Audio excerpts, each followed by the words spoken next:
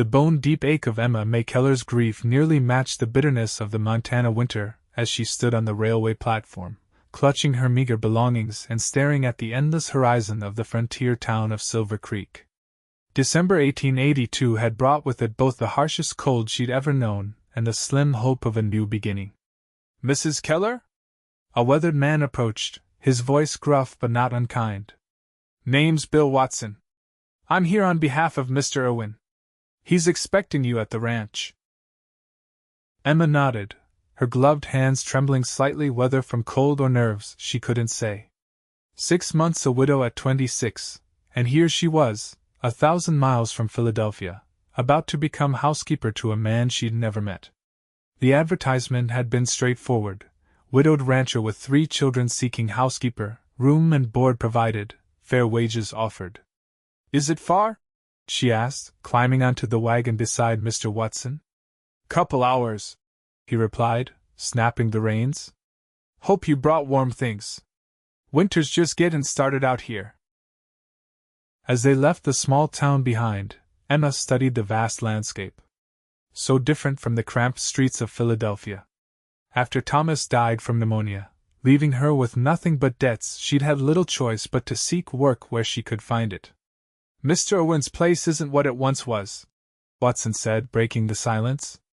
"Since Mrs. Irwin passed, things have been—" He paused, searching for the right words. "Difficult." "How long ago did his wife die?" Emma asked. "Almost 2 years now. Childbirth complications.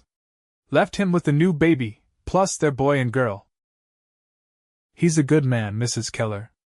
Just broken in ways that ain't easy to fix." Emma nodded, understanding all too well how grief could hollow a person from the inside out. They crested a hill, and Emma caught her first glimpse of the Irwin ranch. A sprawling main house with a porch wrapping around 2 sides, a large barn, and several outbuildings spread across the property.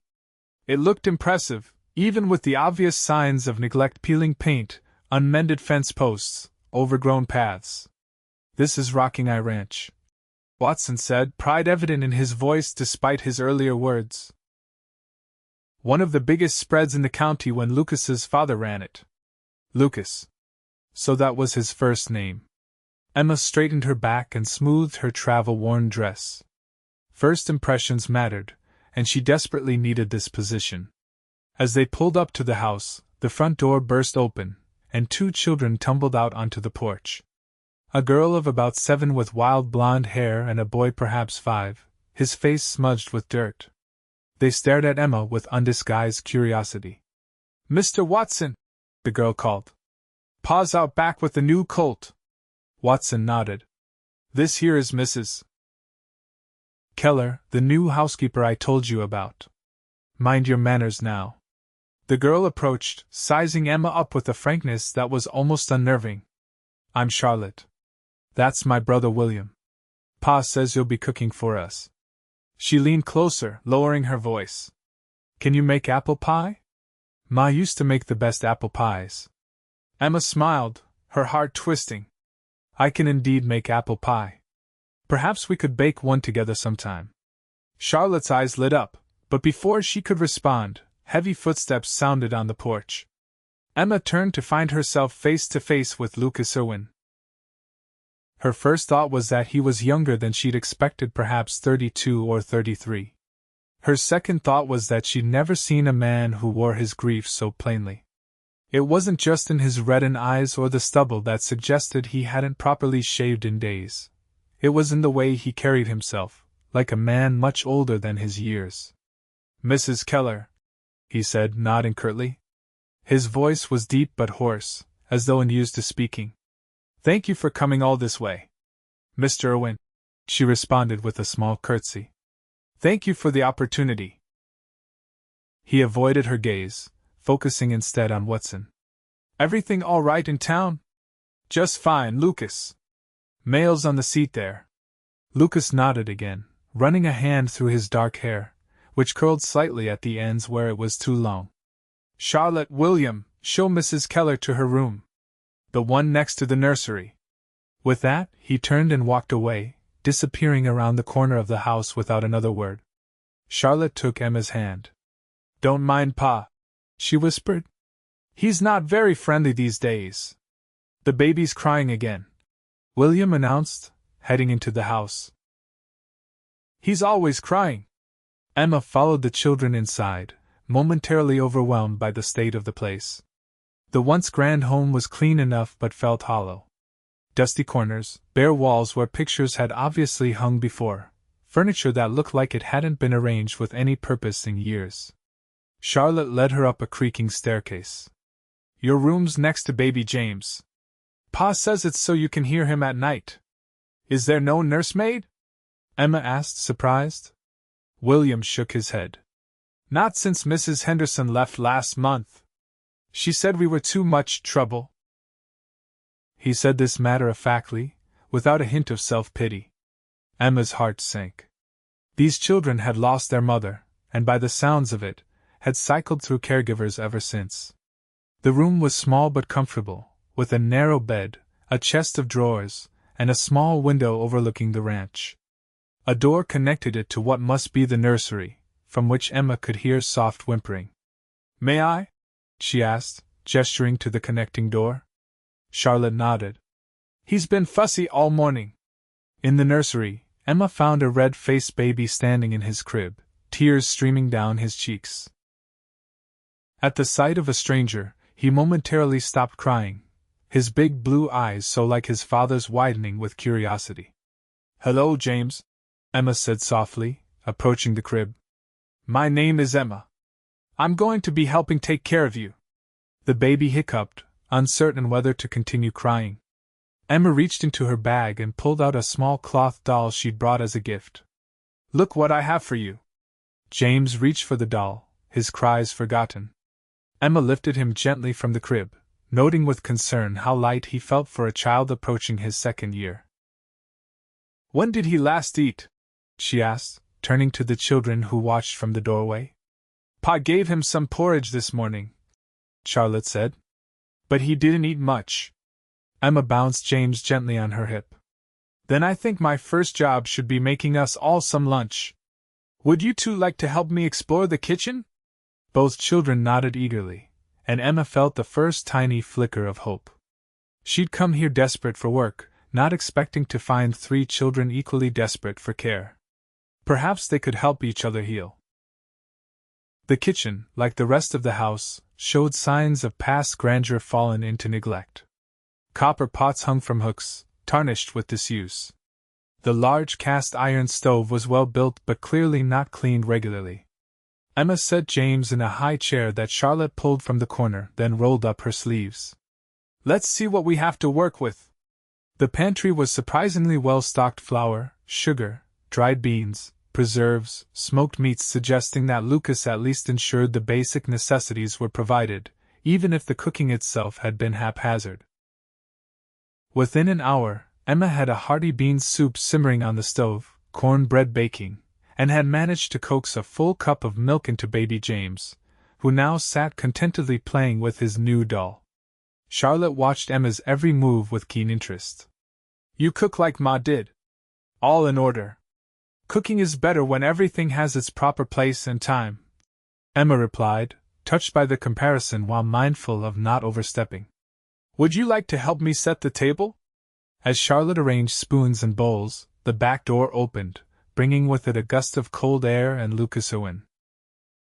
He stopped short at the threshold, seemingly startled by the domestic scene before him. "Mr. Irwin," Emma said, straightening, "I hope you don't mind. The children mentioned they hadn't had a proper lunch yet." He stared at the stove, the set table, his children who for once weren't bickering or crying, and then at Emma herself. Something flickered in his eyes. Not quite warmth, but perhaps a shade less cold. "That's fine," he said, removing his hat and hanging it on a peg by the door. "Smells good." James, spotting his father, let out a delighted squeal and raised his arms. Lucas hesitated before moving to the high chair and awkwardly lifting his son. The baby immediately grabbed for his father's beard, causing Lucas to wince. "He seems livelier," Lucas observed, his voice soft with surprise. "Mrs. Keller gave him milk and a biscuit," William reported. And she's making soup and cornbread. Lucas nodded, meeting Emma's eyes briefly. Thank you. It wasn't much, but it was a start. Emma ladled soup into bowls while Charlotte proudly carried them to the table. For the first time since arriving, Emma felt she might actually be able to make a difference here. The family ate in relative silence, broken only by William's occasional questions about Philadelphia and Charlotte's earnest offers to show Emma the farm animals after lunch. Lucas said little, but Emma noticed he cleaned his bowl completely, and accepted a second helping when offered. After the meal, Lucas stood abruptly. I need to check the north pasture fence before dark. Thank you for lunch, Mrs. Keller. He turned to Charlotte. Make sure James gets his nap. I can take care of James, Emma offered. If you'd like to show your father what you've been working on, Charlotte. The girl's face lit up. Pa, I've been practicing my letters like you said. And I can help with the fence, I'm strong. Lucas looked momentarily flustered, as though unsure how to respond to his daughter's enthusiasm. I suppose. If you dress warmly. He glanced at Emma, who gave him an encouraging nod. After they departed, Emma cleaned the kitchen with William's somewhat chaotic assistance, then settled a drowsy James for his nap. The boy fell asleep clutching his new doll, his cheeks finally a healthy pink. As Emma unpacked her few belongings, she reflected on her first impressions of the Irwin family. The ranch was beautiful but neglected, the children sweet but clearly starved for attention, and Lucas. Lucas was a mystery wrapped in grief and silence. Emma understood loss. After Thomas died, she'd barely been able to function for weeks. But eventually she'd had to face the world again, if only to survive.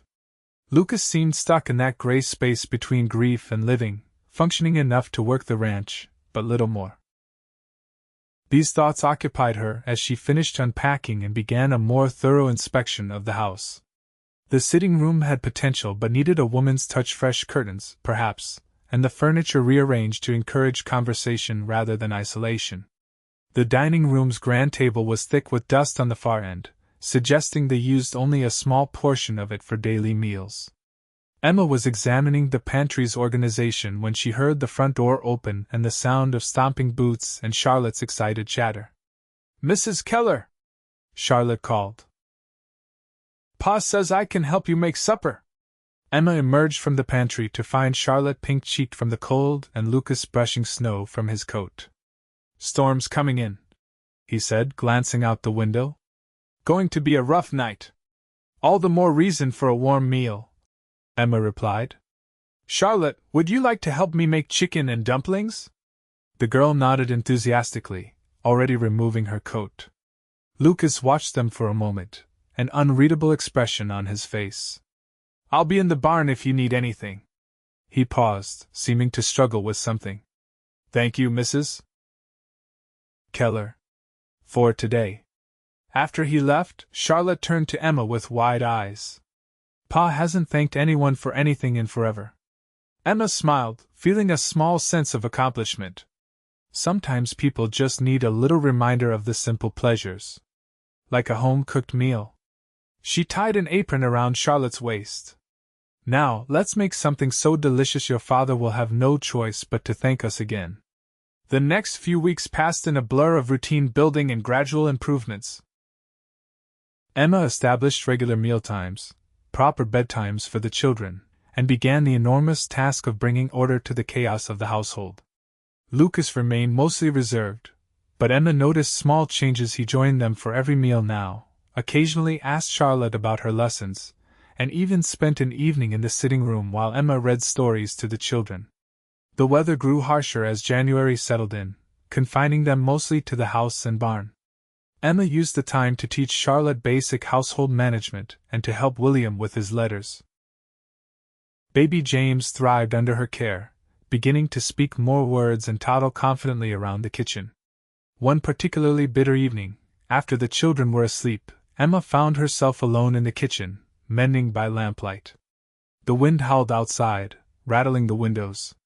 She was so absorbed in her work that she didn't hear Lucas enter until he cleared his throat. Oh! She startled, nearly dropping her needle. "Mr. Owen? I didn't hear you come in. I'm sorry to disturb you," he said, hovering awkwardly by the stove. "I thought everyone was asleep." "Just finishing some mending." She held up William's shirt, which had lost several buttons. "Would you like some tea? The kettle's still hot." He hesitated before nodding. "Thank you." Emma prepared the tea in silence, aware of his eyes following her movements. When she handed him the cup, their fingers briefly touched, sending an unexpected warmth up her arm. "Mrs. Keller," he began, staring into his tea. "I wanted to thank you. The children. They're different since you arrived. Better. They're wonderful children, Mr. Owen. They just needed some structure and attention." He nodded slowly. "I know I haven't been what they needed since Margaret died." It was the first time he mentioned his late wife by name in Emma's presence. She set her mending aside, giving him her full attention. "Grief has its own timeline," she said gently. "I understand that better than most." Lucas looked up, really seeing her perhaps for the first time. "Your husband? How long ago?" 6 months when I arrived here. Thomas caught pneumonia last summer. It took him quickly." Emma's voice remained steady, though the pain still lingered. "We'd been married 3 years. No children?" She shook her head. "We'd hoped, but it wasn't meant to be." Lucas sat heavily in the chair across from her, his large frame making it seem small. "Margaret was in labor for 2 days with James. By the time the doctor arrived, it was too late. I was left with a newborn and no idea how to care for him. For any of them. You've kept them safe and fed," Emma said. "That's no small thing. But not loved. Not properly." His voice cracked slightly. "I look at James sometimes and I can't." He stopped, swallowing hard. "It's not his fault," Emma said, understanding immediately. "But it's natural to have complicated feelings." Lucas nodded, his eyes suspiciously bright in the lamplight. "Charlotte is so like her mother, stubborn, clever. William is more like me, quiet and watching. But James, I don't know who he'll become." "He'll become himself," Emma said simply. "And he'll need his father to show him the way." They sat in companionable silence for a while, sipping tea and listening to the storm. When Lucas finally stood to leave, he paused by her chair. "I'm glad you answered our advertisement, Mrs. Keller." Emma smiled up at him. "So am I, Mr. Owen." As January gave way to February, Emma noticed a gradual thawing in Lucas. He began joining her and the children more often, even sitting with them in the evenings while Emma read aloud.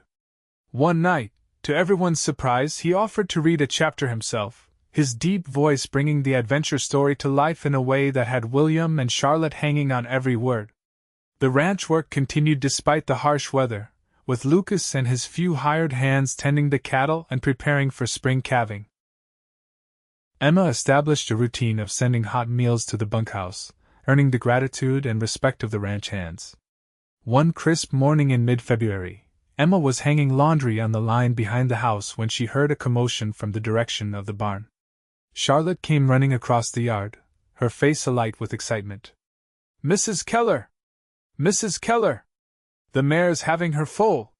Pa says to come quick if you want to see!" Emma hurriedly pinned the last sheet and followed Charlotte to the barn, where they found Lucas and William kneeling beside a beautiful chestnut mare in one of the larger stalls. The horse was breathing heavily, her sides heaving with effort. "Is everything all right?" Emma asked, keeping her voice low. Lucas nodded, not taking his eyes off the mare. "She's doing fine. First foal, but she's strong." He glanced up, noticing James in Emma's arms. "Might not be suitable for the little one." "Nonsense," Emma replied, settling on a hay bale nearby. "Birth is a natural part of life. James should see it." Lucas gave her a surprised look but didn't argue. For the next hour, they watched in reverent silence as nature took its course. Emma was struck by Lucas's gentle competence as he monitored the mare, whispering encouragements and occasionally checking the progress. When the foal finally emerged in a rush of movement, Emma found herself holding her breath. The spindly-legged creature was awkward and beautiful, its wet coat gleaming in the lantern light. "A filly," Lucas announced, his voice full of quiet pride. "And a fine one at that." Charlotte and William crowded closer, their faces awestruck as the mother horse began cleaning her newborn. Even James seemed to understand the significance of the moment, his eyes wide as he pointed at the wobbly foal. "What will you name her, Pa?" Charlotte asked. Lucas sat back on his heels, considering. Then, to Emma's surprise, he looked directly at her. "What do you think, Mrs. Keller? Any suggestions?" Touched by the inclusion, Emma studied the chestnut filly, who was already attempting to stand on trembling legs. "Hope," she said softly. "I think she looks like Hope." A slow smile spread across Lucas's face, the first real smile Emma had seen from him. "Hope it is, then."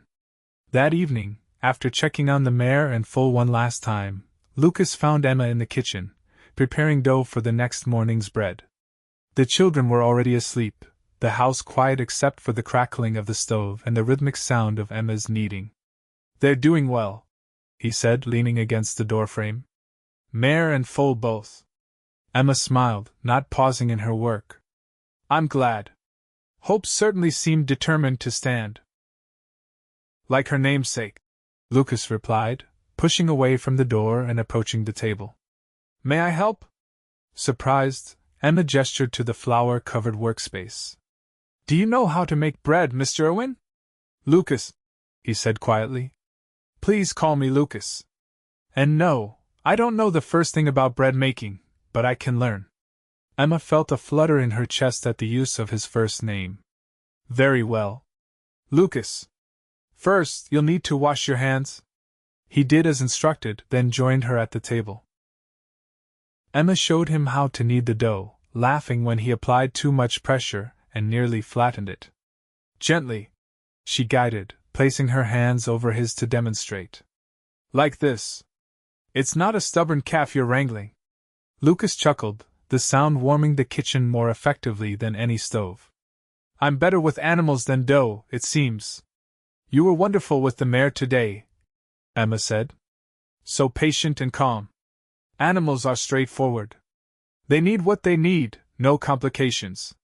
He focused intently on the dough, avoiding her eyes. "People are harder to understand." "Are they?" Emma asked, moving to clean up the flour spills. "I think people need the same basic things: safety, sustenance, and love. The complications come when those needs aren't met." Lucas was silent for a long moment, his hands stilling on the dough. "I haven't been meeting my children's needs." "You've been trying," Emma countered. "That matters. Not trying hard enough." He looked up, his blue eyes intense. "Until you came." Emma felt heat rising to her cheeks. "I only did what needed doing." "You did more than that," he insisted. "You brought warmth back to this house." My children laugh again. Even the hands have noticed the difference. "I'm glad I could help," she said simply, uncertain how else to respond to the emotion in his voice. Lucas finished kneading the dough, following Emma's instructions to place it in a bowl and cover it with a cloth. As he washed the flour from his hands, he spoke without turning. "My mother used to bake bread every Saturday. The whole house would smell like heaven, she used to say. After she died, my father never remarried. He said no one could fill the emptiness she left behind." Emma dried her hands, choosing her words carefully. "And do you believe that? That the emptiness can never be filled?" Lucas turned, leaning against the sink. In the lamplight, his face showed every line of hardship and grief, but also something new, a cautious hope. "I'm beginning to think my father was wrong about that." The charged silence that followed was broken by a cry from upstairs. James, waking from a nightmare perhaps. Emma moved toward the door, but Lucas stopped her with a gentle hand on her arm. "I'll go," he said. "You've done enough today." As he left the kitchen, Emma found herself pressing a hand to where he had touched her, the warmth of his fingers lingering on her skin. As February melted into March, changes came to the Rocking Eye Ranch like the first green shoots pushing through the snow. Lucas spent more time with the children, teaching William to ride his own pony and helping Charlotte improve her reading. He made a point of holding James each evening before bedtime, reading him stories and allowing the toddler to fall asleep in his arms. Emma watched these transformations with quiet joy, taking pride in the family's healing even as she reminded herself of her position. She was their housekeeper, not their mother or wife. Yet with each passing day, the line between employee and family member blurred further. One Sunday afternoon, Lucas surprised everyone by announcing they would have a picnic by the creek, weather permitting. The day dawned clear and unusually warm for early spring. Emma packed a basket with fried chicken, biscuits, and apple tarts, while Charlotte excitedly gathered blankets. The creek was a lovely spot, sheltered by cottonwood trees just beginning to bud. William immediately set about collecting interesting rocks, while Charlotte waited at the water's edge, searching for early wildflowers. Lucas spread the blankets while Emma unpacked the food, James helping, by carrying a napkin to the blanket with great concentration. "This was a wonderful idea," Emma said, watching the children's delight. "They needed a day like this." Lucas nodded, his gaze following William as the boy skipped a stone across the water. "I'd forgotten how much I enjoy it out here. Margaret and I used to bring the older two for picnics all the time." Emma glanced at him, surprised by the mention of his late wife without the usual shadow crossing his face. "She would have liked you," Lucas continued, his voice soft but steady. "You have her way with the children." "I'm sure she was a wonderful mother," Emma replied, touched by the comparison. "She was." Lucas looked directly at Emma. "But so are you, in your own way." Before Emma could formulate a response to this unexpected statement, Charlotte called them over to see a nest of early robin's eggs she'd discovered. The moment passed, but throughout the afternoon, Emma caught Lucas watching her with an expression that made her heart beat faster. They ate their picnic in the dappled shade, the children chattering excitedly about their discoveries. After the meal, William convinced Lucas to show them how to skip stones properly, and soon all three children were attempting the skill with varying degrees of success. Emma watched from the blanket, contentment washing over her. This was what families should feel like: laughter, shared food, simple pleasures enjoyed together. For a brief, bittersweet moment, she allowed herself to pretend it was real, that these were her children, that Lucas was more than just her employer. As if sensing her thoughts, Lucas glanced back, meeting her eyes across the distance.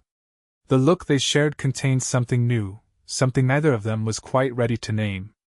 Later, as they packed up to return home, Lucas approached Emma while the children made one final exploration of the creek bank. "Thank you for today," he said.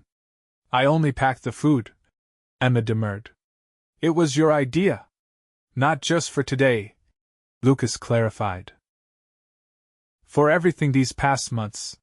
He hesitated, seeming to gather his courage. "Emma, Pa! Look what I found!" William came running up, clutching something in his hand. The moment broke as Lucas turned to his son, who proudly displayed a perfectly intact snail shell. The ride home was quiet, the children drowsy from fresh air and excitement. James fell asleep against Emma's shoulder, his soft breath warming her neck. As they approached the ranch, Lucas reached across from his position driving the wagon and gently tucked a loose strand of hair behind Emma's ear, his fingers lingering for the briefest moment. "You belong here," he said quietly, so only she could hear. "With us." The words hung between them, full of promise and possibility. Emma didn't respond, but the smile she gave him held her answer. That night, long after the children were asleep, Emma sat by her bedroom window, watching the stars and contemplating the day's events. Lucas's words echoed in her mind. "You belong here. With us." Was it possible to find a second chance at happiness? To build a new family from the broken pieces of two separate lives? A soft knock at her door interrupted her thoughts. She opened it to find Lucas standing in the hallway, still fully dressed despite the late hour. I apologize for disturbing you, he said, his voice low. But I couldn't sleep without saying what I tried to say earlier. Emma's heart raced as she stepped back, allowing him to enter her room. It wasn't proper, but in that moment, propriety seemed less important than the words waiting to be spoken. Lucas remained near the door, maintaining a respectful distance. When Margaret died, I thought the best parts of me died with her. I couldn't see past my grief, not even for my children. That's understandable, Emma said softly. He shook his head. Maybe at first. But I let it go on too long. I was barely living until you arrived. He took a deep breath. Emma, I know you came here as our housekeeper, but you've become so much more. To the children. To me. Emma's hands trembled slightly as she clasped them together. Lucas, please let me finish, he said gently. I need to say this before I lose my nerve. I never expected to feel this way again. Never thought I could or should. But these past months with you, I've come back to life. His blue eyes held hers steadily. I love you, Emma. I understand if you don't feel the same, or if you need time. But I had to tell you. Emma crossed the distance between them, her heart full. When Thomas died, I thought that was the end of my chance at happiness. Coming here was about survival, nothing more. She reached up to touch his face, feeling the rough stubble beneath her fingers. But you and your children have healed something in me I thought would stay broken forever. I love you too, Lucas. And I love Charlotte, William, and James as if they were my own. Lucas covered her hand with his, turning to press a kiss to her palm. Will you stay? Not as our housekeeper, but as my wife? As their mother? Yes, Emma whispered, tears of joy blurring her vision. Yes, I'll stay. When he kissed her, it felt like coming home after a long journey, familiar and new all at once, a beginning built upon endings, hope rising from grief. Their wedding took place in May, when the ranch was alive with new growth and promise. The ceremony was small but joyful, with the children playing important roles. Charlotte scattered wildflowers along the path, William carried the rings on a small pillow, and Lucas held James as he spoke his vows. I promise to cherish you every day, Lucas said, his voice steady and sure as he placed the ring on Emma's finger. To build our family together on a foundation of love and respect. You brought warmth back to our broken home, Emma. You mended my heart when I thought it beyond repair. Emma's voice trembled with emotion as she recited her own vows. I promise to love you and your children, our children, with everything I am. To make our house a true home filled with laughter and comfort. You've given me a second chance at family, at belonging. I will treasure that gift always. As spring turned to summer, the Rocking Eye Ranch flourished under the care of its reunited family. Emma's garden bloomed with vegetables and flowers, the house regained its warmth and character, and the sound of children's laughter filled every corner. One evening in late June, as they sat together on the porch watching the sunset, Lucas put his arm around Emma and pulled her close. Happy? He asked, pressing a kiss to her temple. Emma nodded, leaning into his embrace. From inside the house came the sounds of Charlotte reading a story to her brothers, her voice animated as she performed different characters. More than I ever thought possible, Emma replied truthfully. She placed her hand over his heart. Sometimes the most unexpected journeys lead us exactly where we need to be. Lucas covered her hand with his own. To think I almost didn't place that advertisement. And I almost didn't answer it, Emma added. Fear nearly kept me in Philadelphia. Thank goodness for courage, then, Lucas said, smiling down at her. As the first stars appeared in the deepening blue sky, Emma reflected on the winding path that had brought her to this moment. Grief had shaped both their lives, carving hollows that once seemed impossible to fill. Yet here they were, those empty spaces now occupied by new love, by family, by shared purpose. Inside the house, the children called for them time for evening stories and prayers, for tucking in and goodnight kisses. The routines of family life, once so painfully absent from this home, now formed the steady heartbeat of their days. Lucas stood, offering Emma his hand. As she took it, rising to follow him inside to their waiting children, Emma knew with absolute certainty that she had found her true home at last. Not just a place to stay or work to survive, but a family to love, a heart to match her own, and a future bright with promise. Together they walked into the warm light of the house, leaving the shadows of their separate griefs behind, stepping forward into the shared joy of their mended hearts.